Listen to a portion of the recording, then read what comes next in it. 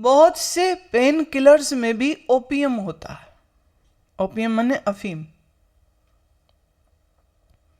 इसीलिए जब भी कोई आदमी अपने डिप्रेशन के लिए, उपचार के लिए दवाई खाता है, तो दवाई खाते खाते खाते कुछ समय के बाद क्या होगा, उसको उस दवा का नशा, एडिक्शन हो जाती। फिर एक समय के बाद उस दवा का लाभ नहीं मिलेगा तो उसकी डोजेज बढ़ाई जाती। और याद रखें, हर तरह का ड्रग एक तरह का नशा है। इसलिए दवाओं को कई दफे खाना आसान होता है पर छोड़ना मुश्किल हो जाता है। डिप्रेशन के लिए जो दवाई दी जाती है उसमें अक्सर कर मरीज सोया रहेगा। इससे ज्यादा वो क्या कर सकते हैं? वो कहते ना ये जागेगा, ना ये कुछ सोचेगा, ना ये दुखी होएगा, ना ये रोएगा, तो इसको सोता रहने दो। पर क्या ये जीवन सोने के लिए मिला है? जीवन की जो भी समस्या है, जीवन के जो भी दुख हैं, जीवन की जो भी परेशानियां हैं, उसका बुद्धिमत्ता से उपचार सोचना चाहिए। उस सिचुएशन से मैं बाहर कैसे आऊं, उसके विषय में विचार करके कुछ सक्षम, कुछ सार्थक कदम उठावे, कि बस गोली खाए और सोता रहे दिन भर। मनस्विदों का, साइकियाट्रिस्ट जिनके साथ मेरा अक्सर उठना बैठना रहता है, उनसे मैं पूछती हूं कि आपके डिप्रेशन के रोगी कितने समय में ठीक हो जाते हैं। तुम जान के हैरान होोगे, वो कहते हैं उनका तो पता नहीं, पर सच ये है कि हमको खुद को बहुत डिप्रेशन है और हम खुद ही दवाई खाते रहते और हम ही ठीक नहीं अभी हुए। पर हमारा कारोबार है, हमारा बिजनेस है, हमारी क्लिनिक है, जो पढ़ाई हमको कराई गई है, जो दवाएं हमको सिखाई गई हैं, we just keep on using those medicine in a hope that one day they will get cured.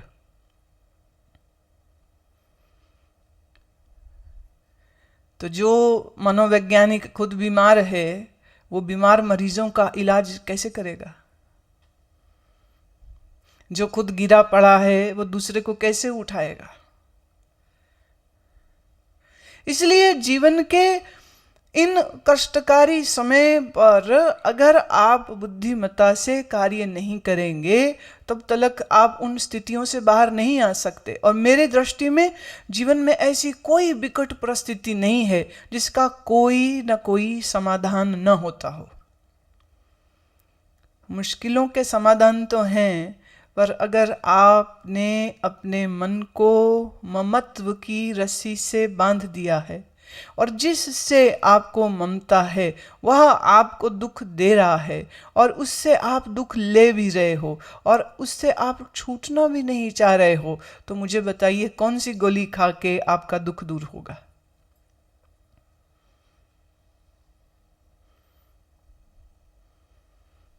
मूल कारण क्या है परेशान होने का? जब तक यह ना समझा जाए, जब तक यह ना जाना जाए, तब तक उसका उपचार नहीं हो सकता। इसी प्रकार आदमी संसार के दुखों को, चपेटों को सहता रहता है, सहता रहता है, दुखी होता रहता है, होता रहता है, और जिनसे दुख वह पा रहा है उनसे वो छूट भी नहीं पाता है, क्योंकि वो छूटना चाहता नहीं। और इसी अज्ञान के बंधन में फंसे हुए मनुष्य के लिए सद्गुरु कुछ नहीं कर सकता। क्या करेंगे? क्या करेंगे? सद्गुरु भी तभी कुछ कर सकते हैं जब आप कुछ करवाने की इच्छा रखेंगे। डॉक्टर जबरदस्ती आपके मुंह में गोली नहीं डाल सकता, लिख के दे देगा, खरीदनी आपको है, खानी आपको है, आपको खानी याद न रहे तो आप डॉक्टर को इल्ज़ाम नहीं दे सकते हो कि उसने इलाज अच्छा नहीं किया। ऐसे ही सद्गुरु आपको ज्ञान की गोली देता है, ज्ञान की दवा देता है, लेकिन अगर आप उस दवा को खाओ नहीं तो आप ठीक कैसे होवोगे? खानी तो पड़ेगी। खाएंगे नहीं तो फिर ठीक कैसे होंगे?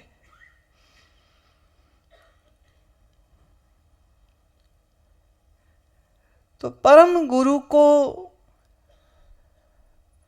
मिलना अपने आप में बहुत बड़ा पुण्य कर्म है। और फिर उस परम गुरु के पास जाके तुम्हारी बुद्धि भी ठीक से काम कर सके और तुम ये समझो कि इनसे हमको क्या मिल सकता है। जैसे मान लीजिए आप जाएं सदगुरु के पास और उसको जाके कहें मेरी ना शादी नहीं हो रही, वो करा दो, तो वो उसका डिपार्टमेंट नहीं है। आप परम गुरु के पास जाकर के कहो मेरा बिजनेस नहीं चलता है, नौकरी नहीं लगती है, तो कुछ उपाय बताइए, वो क्या उपाय बताएगा? ये तो ऐसे ही हो गया, हीरे के व्यापारी के पास कोई जाए और कहे 2 किलो आलू दे दो, देगा वो? वो कहेगा पागल हो क्या, दिखाई नहीं देता, कहाँ आए हो, यहाँ हीरा खरीदना है, सॉलिटेयर लेना है, बात कर। तो आप पहले बोर्ड पढ़ते हो, फिर दुकान में जाते हो, फिर सामान मांगते हो।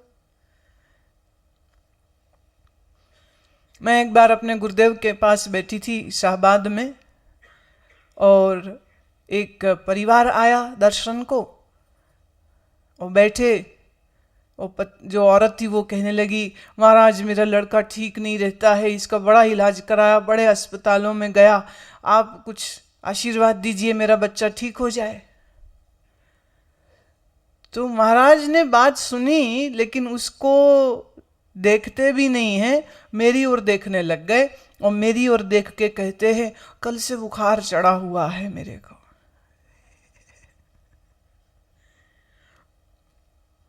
मैंने he doesn't even deserve such, this question doesn't deserve an answer, लेकिन वो बोले जा रही है, बोले जा रही है। तो वो मुझे देख के उसे नहीं कुछ कह रहे, वो मुझे कह रहे मेरे ना 2 दिन से बुखार चल रहा है। अब अगर अक्लमंद वो लोग होते तो ये बात उनके सामने बोलते ही नहीं, मूड हैं इसलिए तो ऐसी बात बोल रहे हैं, तो उनका ये जवाब भी उनको कहां समझ आना। थोड़ी देर में सेवादार ने इशारा दिया उनको उठने के लिए कि चलिए आ जाइए आप, दर्शन हो गए, आ जाओ। वहां ना ऐसे एक रस्सी बांध देते, मैंने कम से कम 1.5 फीट की दूरी रहेगी उनके और आने वाले लोगों के मध्य में। तो वो रस्सी के इधर बैठे, तो उनको चलने को कह दिया, अब जाना ही पड़ेगा तो चले गए। परम गुरु के पास जाकर के तुम बुखार का दवा मांगो, बात नहीं बनी। परम गुरु के पास जाकर के आप अपने मन के अज्ञान रूपी रोग की दवा मांगो, तो वो उनके पास है। कल हम बात कर रहे थे उस छोटे बच्चे की जो अपनी माँ से पूछता है कि मरने के बाद मैं कहाँ जाऊँगा, ये सोच के मैं परेशान हूँ और इसका उत्तर मुझे चाहिए, तो मुझे आश्रम ले जाओ। कितनी समझदारी वाली बात बच्चा कह रहा है, उसे इतनी अकल है कि इसका उत्तर मुझे गुरुमा ही दे सकते। वो ये नहीं कह रहा कि तुम जवाब दे दो या पापा से जवाब ले दो या मेरे स्कूल टीचर से मुझे पूछना है। इतनी तमीज़, इतनी अकल उस छोटे से 7 साल के बच्चे को है। और कई बार 70 साल के बुजुर्ग आके सामने बैठ जाते हैं और वो कहते हैं महाराज कुछ आशीर्वाद दीजिए, सेहत ठीक नहीं रहती, क्या करे अब इस उम्र में, सारी जिंदगी तूने काम व्यवहार में, व्यसनों में, विषय भोग में अनियमित खाया है, अनियमित चिंता में रहे हो, अब इस इतना शरीर का शोषण किया है, तो शरीर रोगी नहीं होगा तो और क्या होगा। महिमा सदगुरु की कही है। कौन है सदगुरु? जो मुझे आत्मज्ञान कराए और उस आत्मज्ञान के प्रभाव से मुझे उस परम आनंद की अनुभूति मिली है, जिस अनुभव को पाकर के मेरा मन शीतल हुआ, मेरी बुद्धि संशय रहित हुई, जिसको जान करके मेरा जन्म मरण का भय दूर हुआ और मृत्यु और जन्म के रहस्य को मैं समझ पाया। ऐसी सदगुरु की महिमा, गुरु के चरण ऊपर मेरे माथे, ताते दुख मेरे सगले लाथे। Now don't take it literally कि गुरु ने अपने चरण किसी के सर पे रख दिए और इससे उसके दुख दूर हो गए। भावनात्मक है, काव्यात्मक यह बात है। गुरु के चरण मेरे माथे पर, ये उनका समर्पण है, ये उनकी श्रद्धा है, ये उनका प्यार है, ये उनका कथन कह रहा है कि मेरे लिए सर्वप्रिय, मेरे लिए सर्व पूजा योग्य मेरे सद्गुरु के चरण हैं, जिनकी कृपा से मेरे समस्त दुख चले गए। चरण रेन गुर की मुख लागी, गुरु के चरणों की धूल को मैंने माथे पर लगाया। अहम बुद्ध तिन सगली त्यागी, और मेरे अंतर से अहंकार वाली बुद्धि का नाश हो गया। अब आप सोच के देखिए, कोई जना किसी महात्मा के पैरों की धूल उठा के माथे में लगा ले तो इतने भर से अहंकार तो दूर हो नहीं जाता है। तो अहंकार दूर तो किसी और वजह से हुआ है। लेकिन साधक अपनी सब प्राप्तियों का श्रेय अपने गुरु को देता है, वो उसको समर्पित करता है।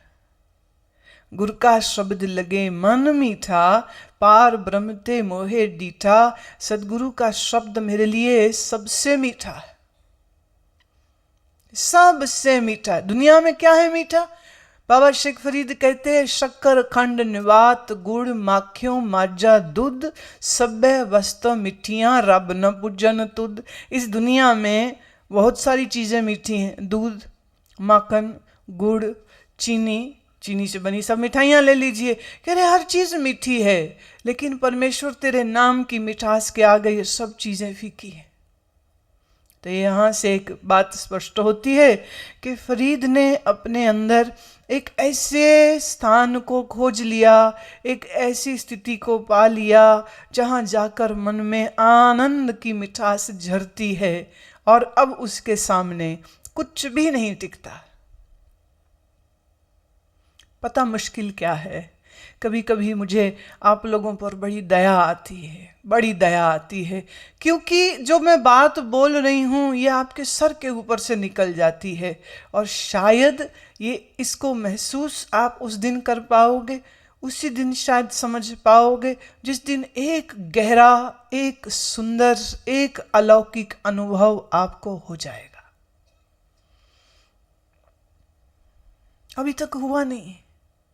आंख बंद करते हो जप करने को तो ओम नमः शिवाय, ओम नमः शिवाय, ओम नमः शिवाय मंत्र को दोहरा तो पाते हो, पर मन मौन नहीं हो पाता। बैठते हो ध्यान में, नींद आती है, करते हो प्राणायाम, नींद आती है। अभी कुछ अच्छा अनुभव हुआ ही नहीं, अभी तो द्वार बंद है तुम्हारे। ऐसे ही अंधे आदमी को कहा जाए सूर्य की महिमा, वो क्या महसूस कर पाएगा? नहीं जान सकता है। जानने के लिए उसके पास आंखें होनी चाहिए, और अंधे के पास आंखें हैं नहीं, वो क्या करेगा? ऐसे ही अनुभव की दृष्टि से अभी तुम अंधे हो, अभी वो अनुभव आया नहीं, वो प्रेम की मस्ती छाई नहीं, वो देह में आनंद की किरणों का वो चमकार हुआ नहीं है कि करते तुम बंद आंख और भीतर प्रकाश हो जाता, करते तुम बंद आंख और भीतर मन शांत और गहरे मौन में उतर जाता। ऐसा एक अनुभव कभी हुआ? जिस दिन ये हुआ उस दिन तुम जानोगे कि गुरु के सानिध्य में क्या मिलता है। अभी तो अनुमान है, अंदाज है, अभी तो कुछ तुम्हारे अच्छे कर्म हैं जो तुम्हारा मन प्रेरित करके तुम्हें यहां ले आता है। लेकिन अगर मैं कहूं the actual experience that is still missing, that is still missing. So आपकी स्थिति को मैं समझती हूं और आपकी पीड़ा को भी मैं समझती हूं कि तुम्हारे अंदर चाहत तो है, पर उतनी आग नहीं है, उतना प्रेम नहीं है, उतना वैराग्य नहीं है। अब इस विषय में किया भी क्या जाए? बस यही कह सकते हैं कि शायद अभी आपके पूर्व जन्म के पाप कर्मों के कारण मन इतना मैला है कि तुम्हारे मन तक ये ज्ञान की बात पहुंच ही नहीं पाती। नहीं तो ऐसे ऐसे सुंदर वचन हैं, इतने प्यारी प्यारी अनुभूतियां जिसमें प्रकट की हैं कि बस देखे और मस्त हो गए, देखा और मस्त हो गया। और जब आंख खुली और देखा सदगुरु को, तो समझ लगी ये सारी मस्ती तो इसने मुझे दी है, अब जिससे मस्ती ऐसी मिली हो उसके लिए तो फिर आदमी कुछ भी कर जाएगा। तुमने देखा शराबी आदमी को पहली बार शराब किसी ने पिलाई होती, पहली ड्रिंक कभी भी कोई खुद खरीद के नहीं पीता, कोई दोस्त, कोई यार, कोई कलीग, कोई संबंधी वो पिलाता है पहली बार। पीना पीना, पी के देख बड़ा स्वाद है, बड़ा मजा आएगा, पी इसको। पहला जो पिया और जो भी उसका रहा अनुभव, अब एक दिन फिर ये आ जाएगा जिन्होंने फ्री में पिलाई थी उनको जिंदगी भर पिलाता रहेगा, क्योंकि पीने के सुख को जान लिया है उसने।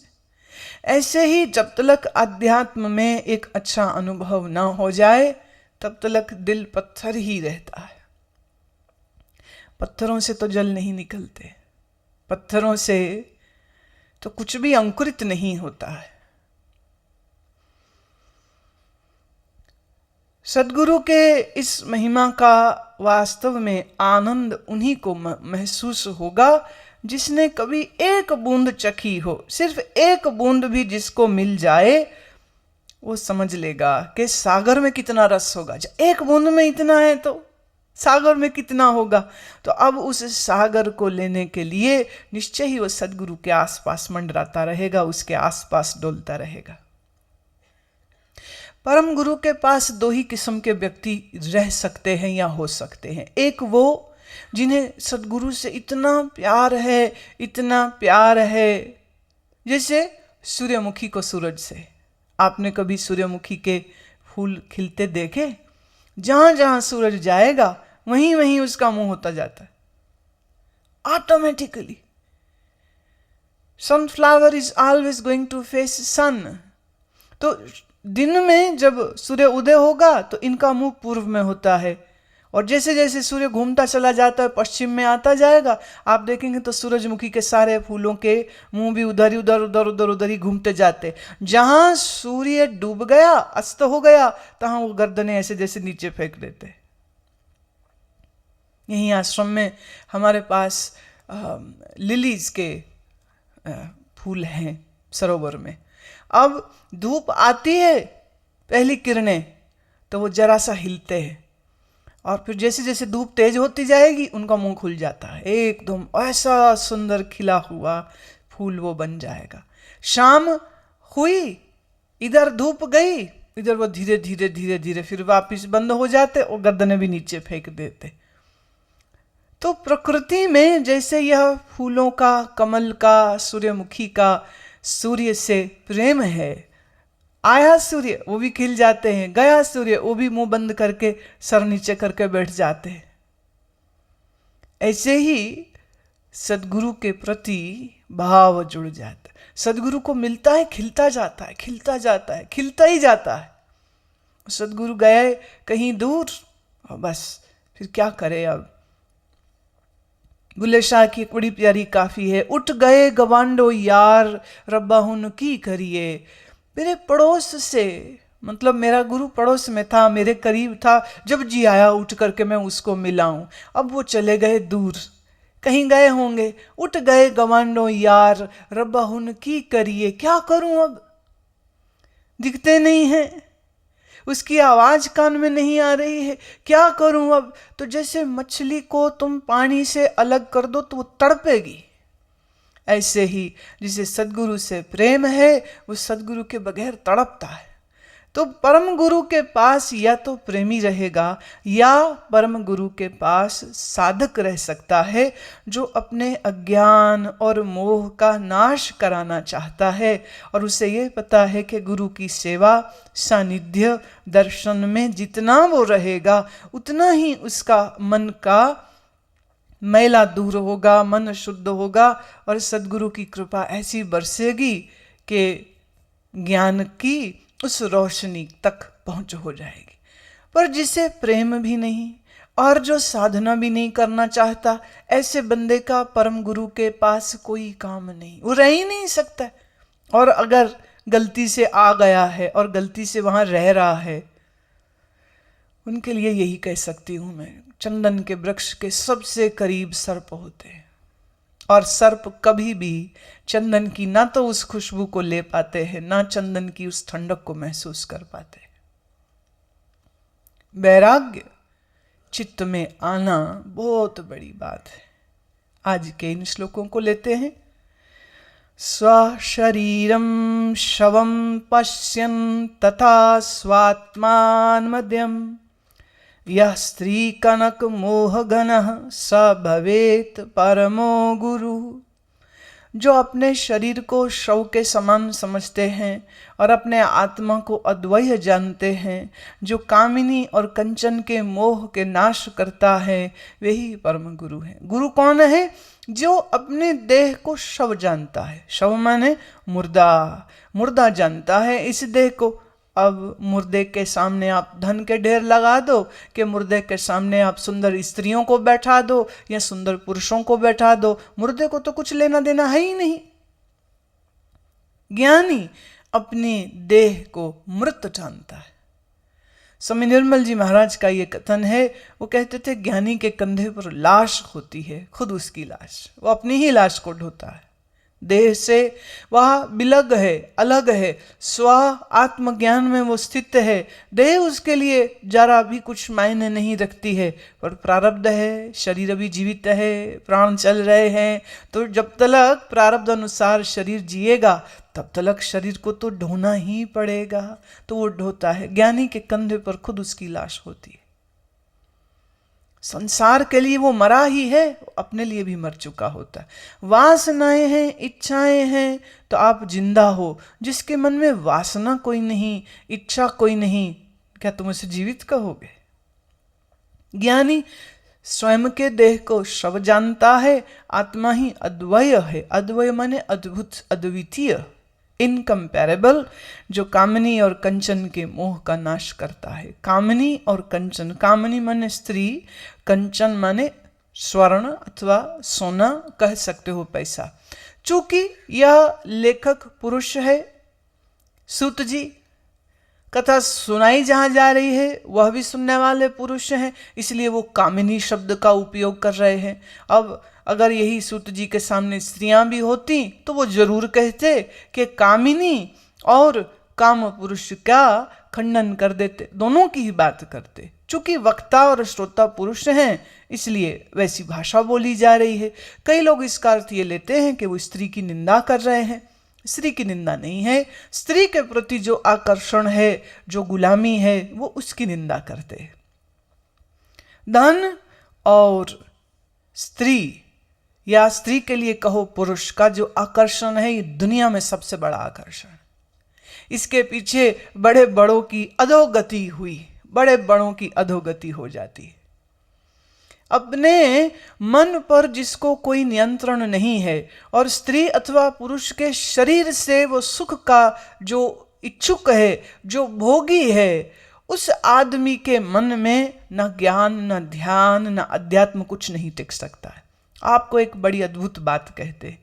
शास्त्रों में, विशेषतः हिंदू शास्त्रों में, जहाँ 4 वर्णों का जिक्र आया, ब्रह्मचर्य, गृहस्थ, वानप्रस्थ और संन्यास, वहां ये कहा कि जो सदग्रस्त है वह अपने पति अथवा अपने पति के अलावा अगर किसी पुरुष या स्त्री का स्मरण ना करे, माने किसी और के प्रति आकृष्ट ना हो, और उन दोनों का जो शारीरिक व्यवहार है वह भी अगर मर्यादित है, तो उनको भी ब्रह्मचारी कहा जाएगा। बड़ी खतरनाक बात है ये। कहने को पति पत्नी है, तो कहने को उनके मध्य में फिजिकल इंटीमेसी भी होगी, लेकिन उसमें भी जो धर्म का, समय, देश, काल का ध्यान रखते हैं। अब मैं थोड़ा सा एक इसमें एक हिंट देती हूँ, एक विस्तार भी देती हूँ। हिंट में विस्तार है, बस उतना समझिए, क्योंकि ये हमारा मूल विषय नहीं है इस समय पर। स्त्री पुरुष को अमावस्या के दिन में संभोग नहीं करना चाहिए। वर्ष दिन पर्व जब हों, जैसे पूर्णमासी है, रामनवमी है, शिवरात्रि, ये जितने विशेष पर्व होते हैं, इन पर्वों पर सूर्य ग्रहण है, चंद्र ग्रहण है, ऐसे समय पर कहा कि अनुकूल नहीं है। ऐसे समय पर अगर स्त्री पुरुष मर्यादा में रहते हैं, नियंत्रण में रहते हैं, पति पत्नी हैं, दोनों साथ में हैं, पर दोनों अगर नियंत्रित जीवन को जीते हैं तो शास्त्र कहते हैं ये भी ब्रह्मचारी है। इसीलिए दो शब्द हैं, एक है ग्रस्त, एक है सदग्रस्त। एक है जो शादी में ऐसा ही व्यवहार कर रहा है जैसे पशु, लेकिन मैं फिर कह दूं पशु में फिर मर्यादा है। पशु का, पक्षियों का वर्ष में मेटिंग पीरियड होता है, बस उसी मेटिंग पीरियड में नर और मादा इकट्ठे रहते हैं, बाकी समय में वो अलग अलग ही रहते हैं। तो जो मर्यादित जीवन जिए अपनी बुद्धि और अपनी होश और अपने संकल्प से, ऐसों को ब्रह्मचारी ही कहा गया है। इसी कारण हमारी कितनी बड़ी परंपरा है उन ऋषियों की जो विवाहित थे, उनकी पत्नी है, लेकिन उनके ऋषि पदवी में कोई कमी थोड़े हो गई है। तो विवाह करना या न करना ये आदमी के कर्म और संस्कार और इच्छा के ऊपर निर्भर करता है। जहाँ जहाँ जिस ऋषि को ऐसी इच्छा हुई कि वो विवाह करे, उन्होंने विवाह भी किए हैं, लेकिन विवाह कर देने से उनका संतपना कम नहीं हो जाता है। क्यों? विवाह के उपरांत भी वह मर्यादित जीवन को ही जीते हैं। कामिनी और कंचन दोनों का ही त्याग किया जिसने, सो परम गुरु है। अब आप इससे यह अर्थ न लगाइए कि जो शादीशुदा संत होते हैं वो संत नहीं होते, ये बात बिल्कुल झूठ हो जाएगी। विवाह का आपके संतत्व से कोई संबंध नहीं होता है। जब आप जीवन को मर्यादा से जीते हैं तो आपके लिए यही कहा जाएगा, कामिनी और कंचन के आप नाश करता, उनसे मोह के नाश करता है।